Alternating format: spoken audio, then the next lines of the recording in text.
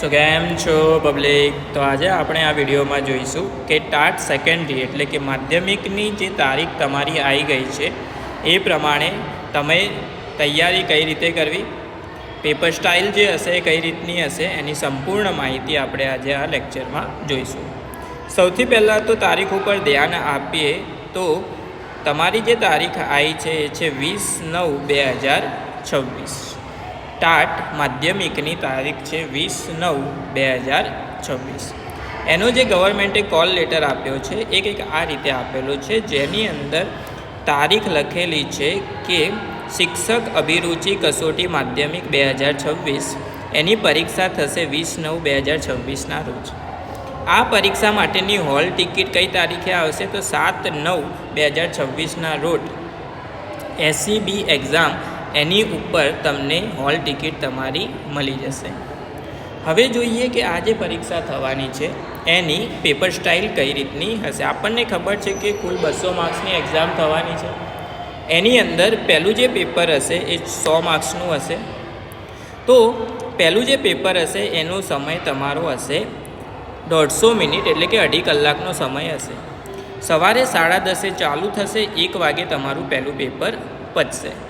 પહેલું જે પેપર હશે એ ગુજરાતી સજ્જતા એટલે કે ગુજરાતીના આધારે હશે, જેની અંદર તમારે સૌથી પહેલો જે પ્રશ્ન હશે એ હશે નિબંધ. નિબંધ તમારે કેટલા શબ્દોમાં લખવાનો હશે તો 200 શબ્દોની અંદર એનું વર્ણન કરવાનું હશે. હવે તમને કુલ કેટલા નિબંધ પૂછેલા હશે તો 3 પ્રશ્ન પૂછેલા હશે, 3 નિબંધ પૂછેલા હશે. એમાંથી તમારે કોઈ પણ 2 નિબંધ લખવાના હશે. એક નિબંધના કેટલા માર્ક્સ થશે? 10 માર્ક્સ થશે, એટલે 2 નિબંધના કેટલા થયા? 20 માર્ક્સ તમારા થયા. ઇન શોર્ટ પહેલાં તમારે 2 નિબંધ લખવાના હશે.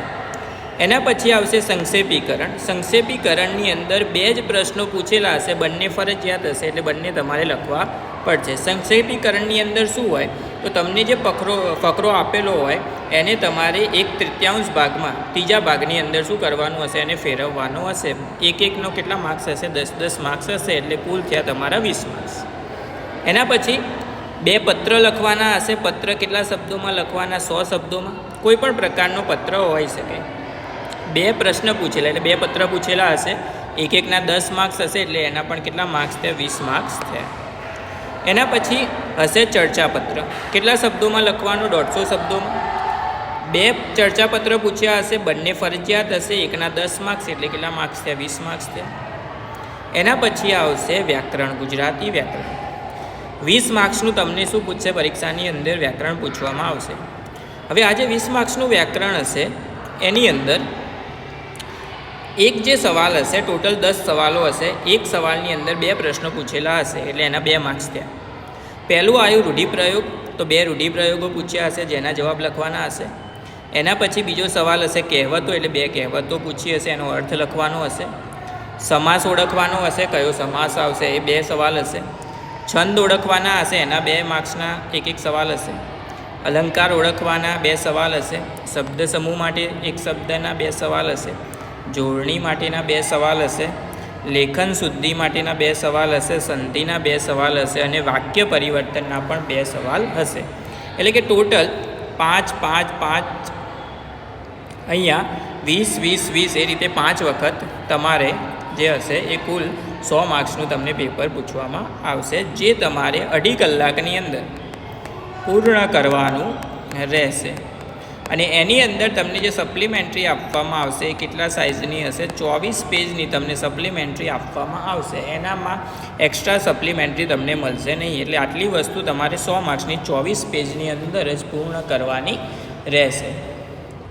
એના પછી જે બીજું પેપર હશે એ તમારું ચાલુ થશે.